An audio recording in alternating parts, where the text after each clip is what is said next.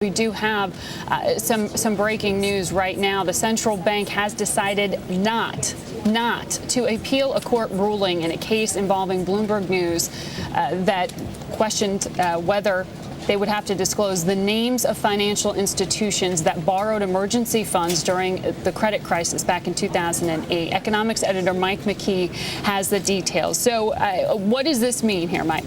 Well, it means that it may be a little bit harder to get a final review of the case because it is going to be appealed by the Clearing House Association, which is an association of the largest banks. They want the Supreme Court to rule that the names should be kept secret.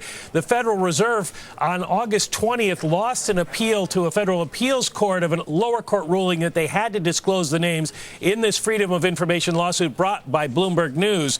The Supreme Court appealed to the Fed appealed to the appeals court, lost that case. They were given 60 days to decide whether they wanted to take that case to the Supreme Court. The Fed says it will not do so, but the Clearing House Association says it will ask the Supreme Court to review the case. Not clear how the court will rule at this point, whether they will take it.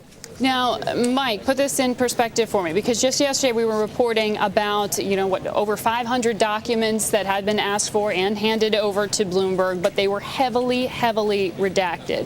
What part of the story does that piece fit into? Well, that's a Treasury Department request by Bloomberg for details of lending to Citigroup in the same time period, but in a different context. Bloomberg's filed a number of these cases because the Treasury Department and the Federal Reserve kept secret a lot of the emergency loans that were made in 2008. We have asked the agencies to release the details of who got what, arguing that taxpayers deserve to know how their money's being spent.